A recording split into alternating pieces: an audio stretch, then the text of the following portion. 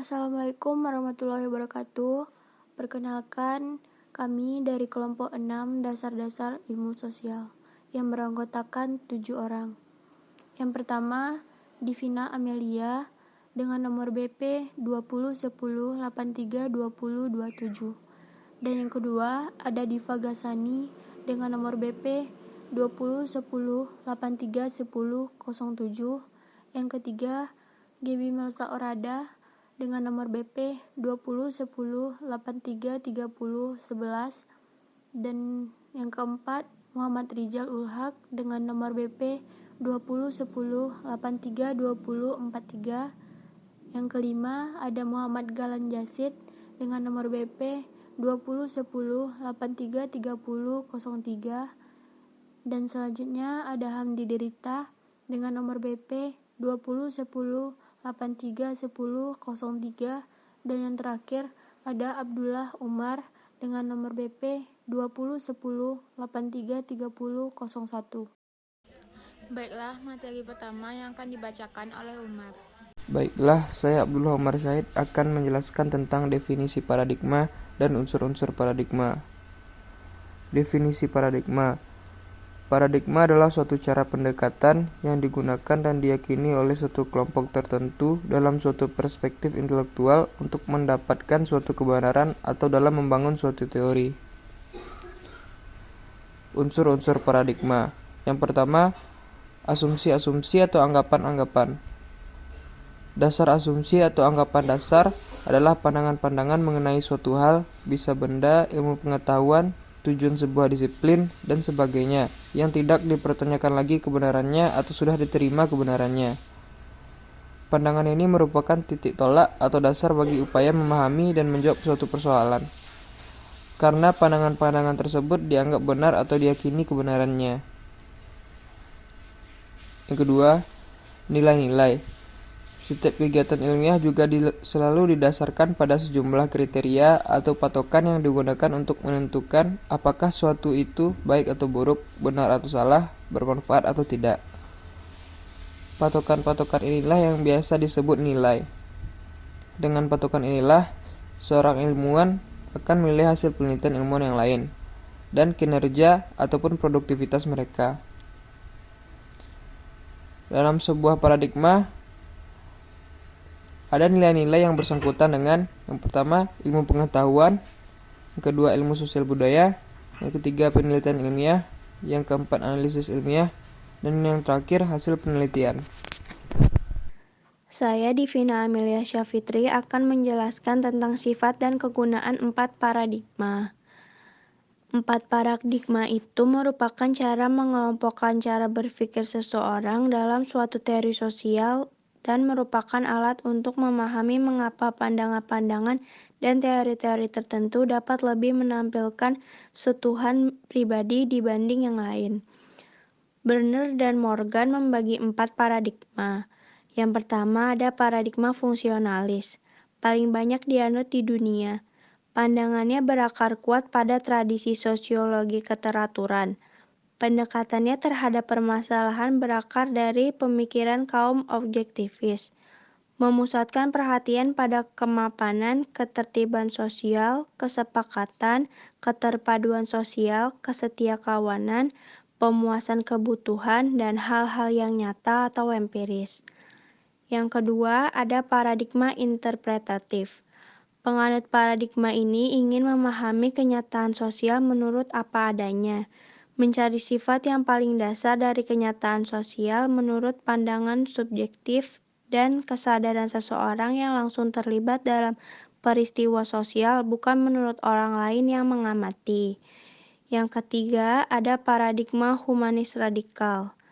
Para penganutnya berminat mengembangkan sosiologi perubahan radikal dari pandangan subjektivis. Pendekatan terhadap ilmu sosial sama dengan kaum interpretatif, yaitu nominalis, antipositivis, voluntaris, dan ideografis. Arahnya berbeda, yaitu cenderung menekankan perlunya menghilangkan atau mengatasi berbagai pembatasan tatanan sosial yang ada. Yang terakhir, ada paradigma strukturalis radikal. Penganutnya juga memperjuangkan sosiologi perubahan radikal, tetapi dari sudut pandang objektivitas. Pendekatan ilmiahnya memiliki beberapa persamaan dengan kaum fungsionalis, namun mempunyai tujuan akhir yang saling berlawanan. Analisanya lebih menekankan pada pertentangan struktural, bentuk-bentuk penguasaan, dan pemerosotan harkat kemanusiaan.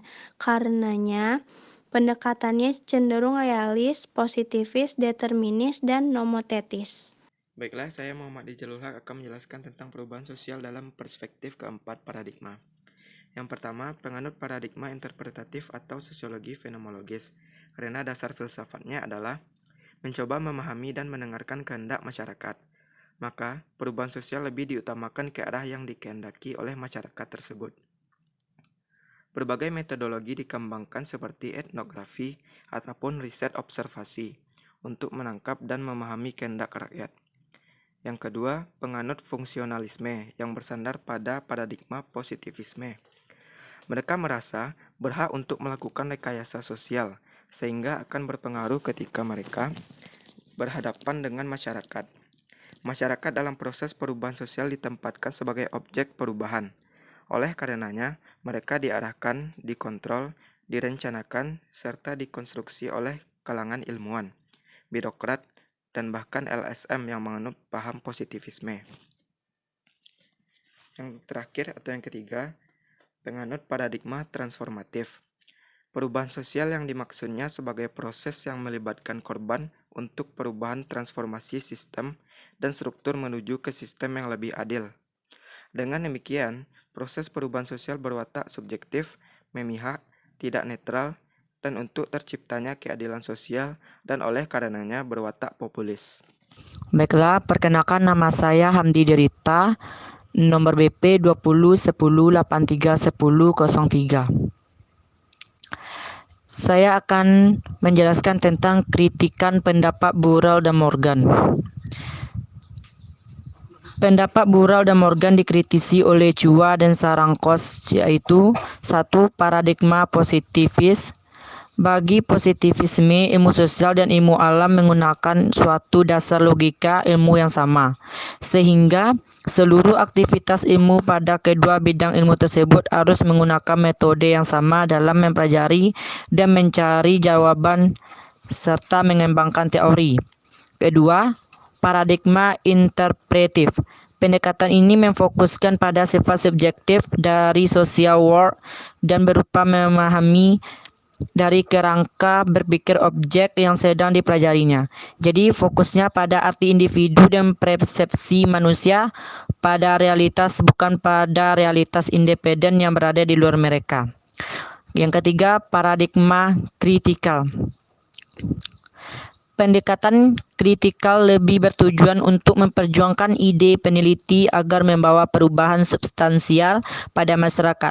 Penelitian bukan lagi menghasilkan karya tulis ilmiah yang netral atau tidak memihak dan bersifat apolitis, namun lebih bersifat alat untuk mengubah institusi sosial, cara berpikir, dan berperilaku masyarakat ke arah yang diyakini lebih baik.